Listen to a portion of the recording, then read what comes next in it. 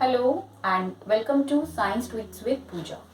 So, students, today I am here with a new topic, pituitary gland. Okay, एक बात बताइए, आपकी body में बहुत सारे प्रोसेसेस हो रहे हैं, है ना? जैसे एनिमल्स बॉडी या लिविंग ऑर्गेनिजम्स का एक कैरेक्टरिस्टिक है ग्रोथ, ऐसे ही हमारी बॉडी का एक कैरेक्टरिस्टिक है रिप्रोडक्शन, राइट?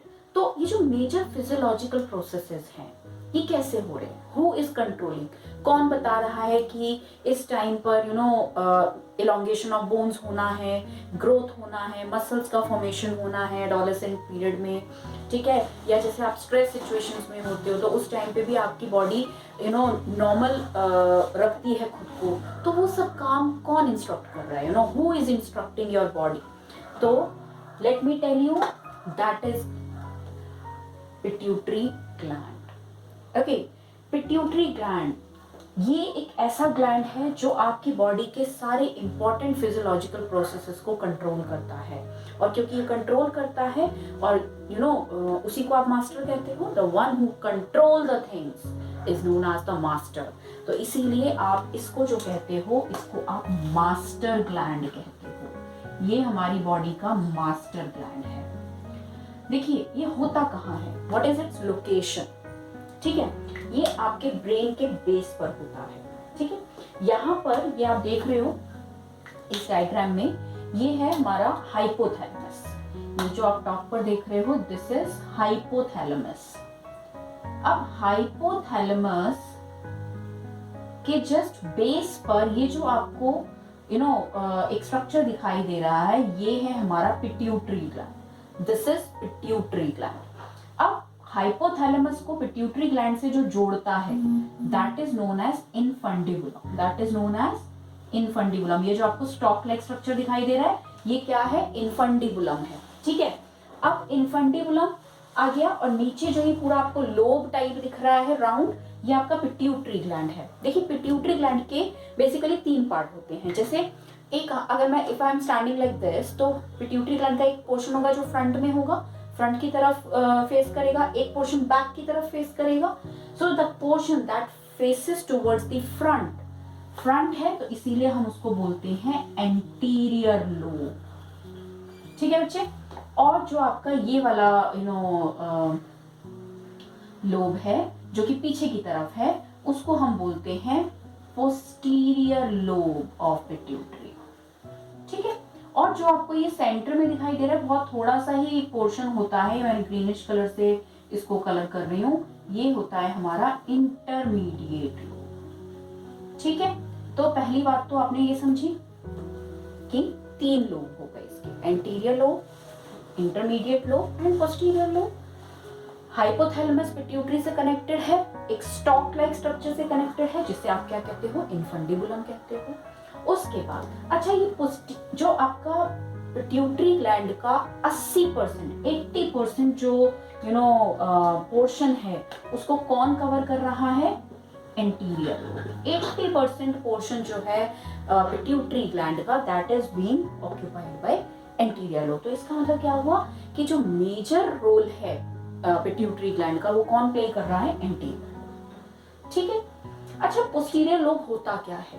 पोस्टीरियर लोब कुछ नहीं होता, जो आपका ये हाइपोथैलेमस है ना, उसमें जो न्यूरॉन्स प्रेजेंट हैं, उसकी एक्सॉन्स की एक्सटेंशन यहाँ पर आकर के खत्म होती है, ठीक है? जो हाइपोथैलेमस है हमारा, देखो हाइपोथैलेमस में बहुत सारे नर्व सेल्स हैं, है ना? उनकी जो एक्सॉन्स की एक्सटेंशन है, वो कहाँ पर आकर एंड होती है? पोस्टीरियर लोब में। और यहाँ पर वो जो एंडिंग्स होती हैं, वो सिक्रीशंस करती हैं, और यहाँ पर आकर के वो सिक्रीशंस क्या हो जाती है? स्टोर हो जाती है। क्लियर हो गया? तो उससे बनता है पोस्टीरियर लोब। तो इतनी बात समझ में आई? अब इसका साइज बहुत छोटा साइज होता है, very small, it is just a size of P. जैसे आपका ये मटर का एक दाना होता है ना, I am just talking about 1 seed, है ना? एक जो दाना होता है पी का, सिर्फ उतना सा पिट्यूटरी ग्लैंड होता है। But imagine what type of different roles it play and how much important it is, वो अभी आपको समझ में आ जाए। अब देखो, अगर मैं एंटीरियर लोब ऑफ पिट्यूटरी की बात करूं, तो इसमें 5 टाइप्स के डिफरेंट डिफरेंट सेल्स हैं। ये जो पिट्यूटरी ग्लैंड है ये 5 टाइप्स के सेल्स बनाता है, 5 टाइप के सेल से बना हुआ होता है, ठीक है। तो आज हम बेसिकली बात कर रहे हैं एंटीरियर लोब ऑफ पिट्यूटरी की, राइट। अब इसमें आता है एंटीरियर लोब में पहला जो मैं सेल बोल रही हूँ, पहले आप सेल्स को याद रखेंगे ध्यान से, ठीक है। फर्स्ट सेल है सोमैटोट्रॉप्स। क्या है? सोमैटोट्रॉप्स। अब देखिए इस सोमैटोट्रॉप्स क्या करते हैं, ये एक बहुत इंपॉर्टेंट हार्मोन प्रोड्यूस करते हैं आपकी बॉडी में, and that hormone is known as growth hormone. ये आपकी बॉडी में ग्रोथ हार्मोन प्रोड्यूस करते हैं, ठीक है। अब ग्रोथ हार्मोन क्या करता है? ग्रोथ हार्मोन क्या करता है? बॉडी की ग्रोथ करता है। इसका मतलब जब प्यूबर्टी की एज आती है उस टाइम पर पिट्यूटरी ग्लैंड बहुत ज्यादा एक्टिव होता है, ठीक है। तो पिट्यूटरी ग्लैंड जब एक्टिव होता है तो वो क्या करता है? पिट्यूटरी ग्लैंड जो होता है बहुत एक्टिव है,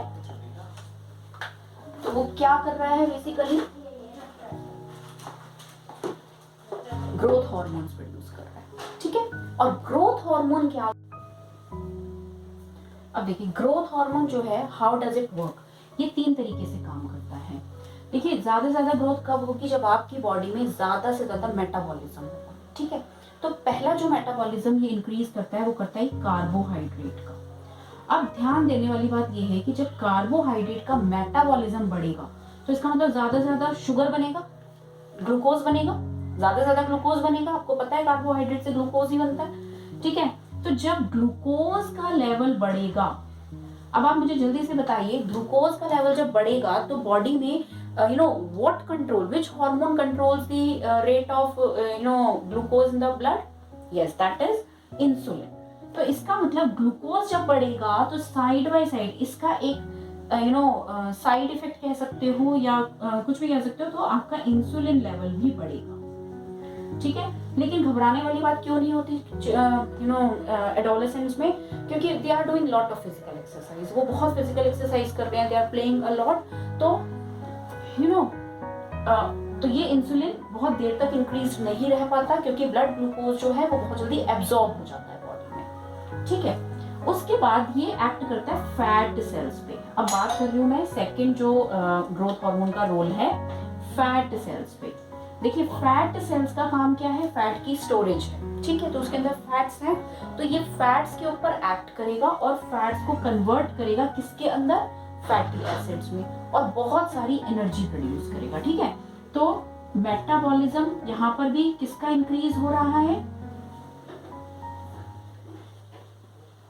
इंक्रीज हो रहा है मेटाबॉलिज्म ऑफ फैट्स, और इसकी वजह से क्या हो रहा है? हाई एनर्जी लेवल, एनर्जी बढ़ रहा है, ठीक है। अब थर्ड हम बात करते हैं, देखो फैट्स हो गए, उसके बाद प्रोटीन, प्रोटीन का मेटाबॉलिज्म बढ़ेगा। अब देखो बहुत ध्यान से समझने वाली बात है, आपने देखा होगा जो छोटे बच्चे होते हैं उनके अंदर जितनी भी इंजरीज होती हैं, उनको चोट लगती रहती है, लेकिन बहुत जल्दी वो रिपेयर कर जाते हैं। क्यों? क्योंकि उनकी बॉडी में ग्रोथ हार्मोन बन रहा है। ये जो आपका ये I am putting it in box, याद रखेंगे ग्रोथ हार्मोन, ठीक है।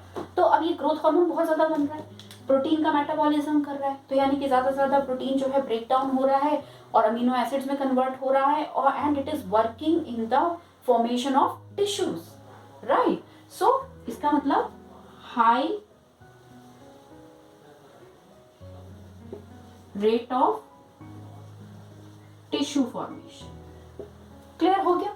तो आप ये 3 बातें याद रखेंगे कि ग्रोथ हार्मोन ये 3 काम करता है। This is how your body grow during adolescence, ठीक है। तो आप समझ सकते हो कि how much important is this hormone. अभी मैंने आपको बोला था ना कि आपको समझ में आएगा कि ये बिल्कुल मटर के दाने जितना होता है, लेकिन कितना इंपॉर्टेंट होता है।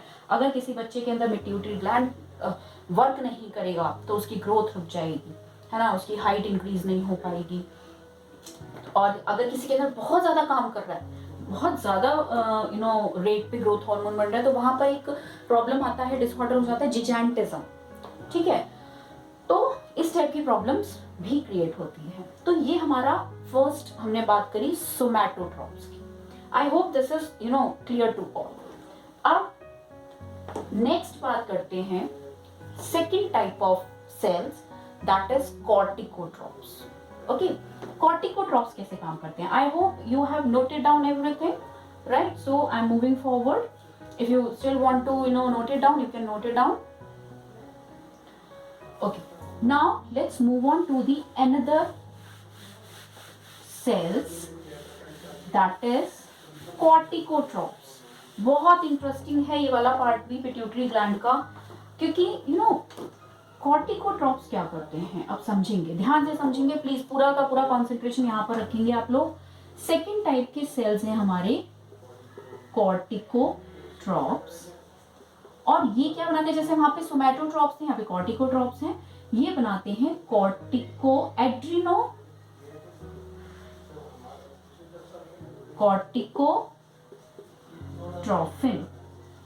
ठीक है, एड्रिनोकॉर्टिकोट्रॉफिन नाम बहुत लंबा है, तो हम इसको एक शॉर्ट फॉर्म भी दे देते हैं ACTH.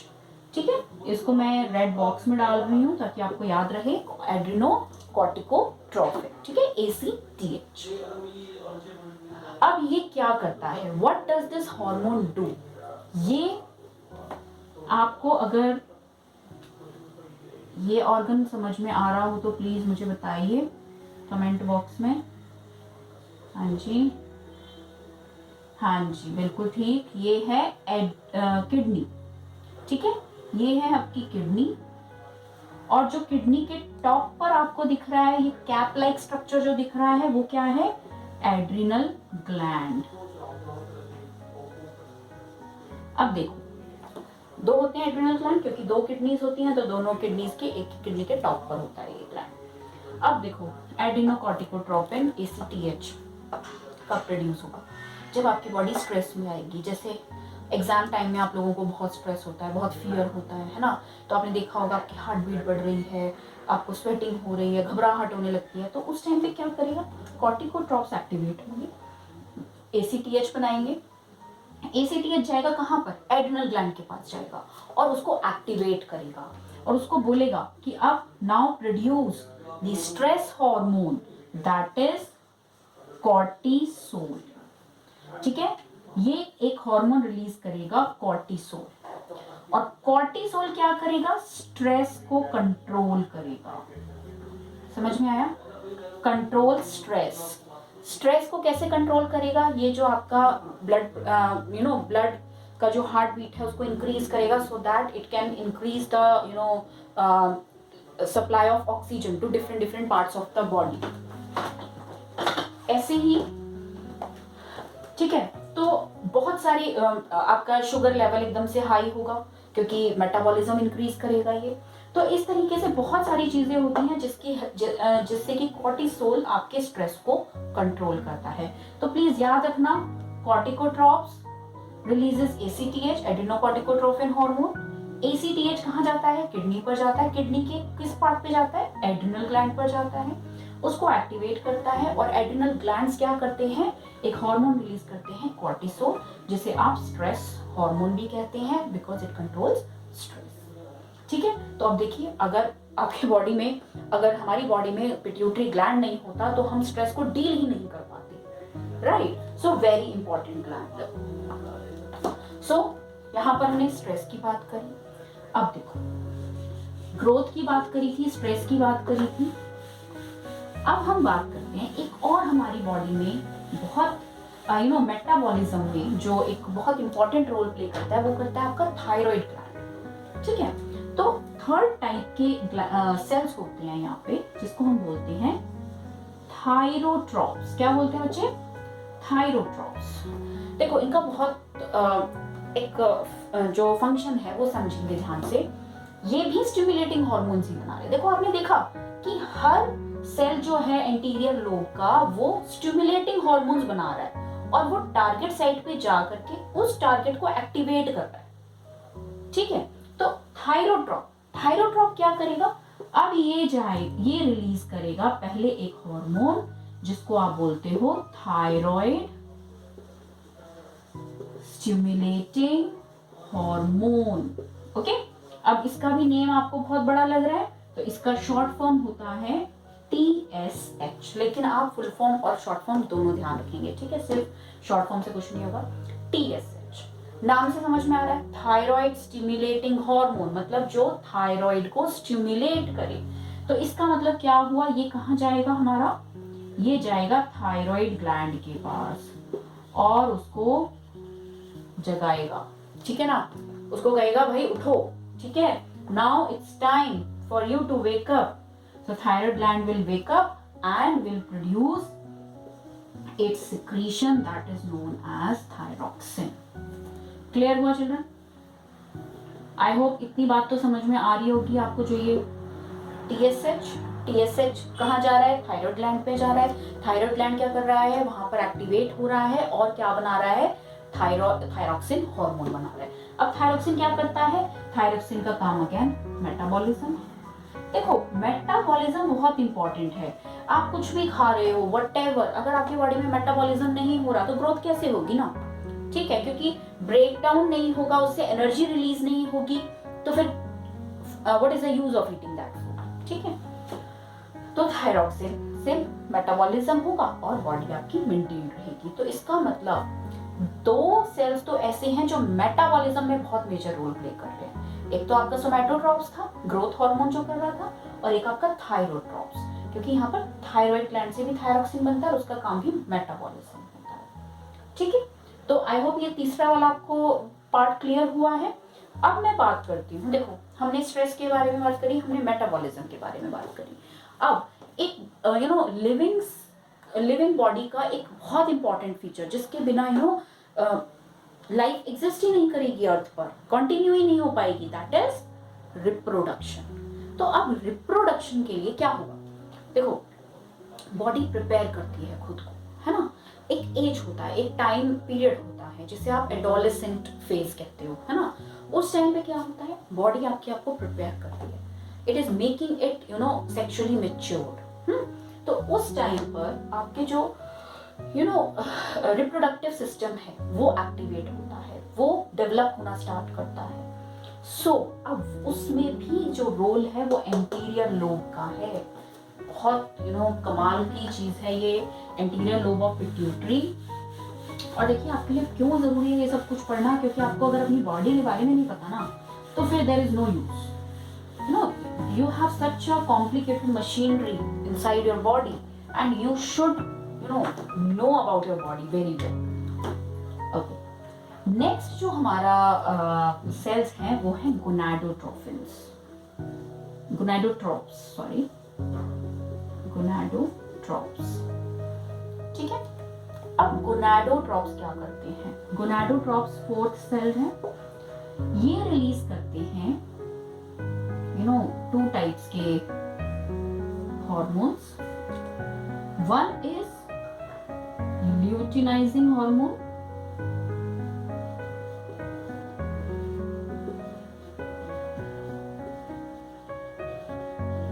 और नेक्स्ट है फॉलिकल स्टिमुलेटिंग हार्मोन।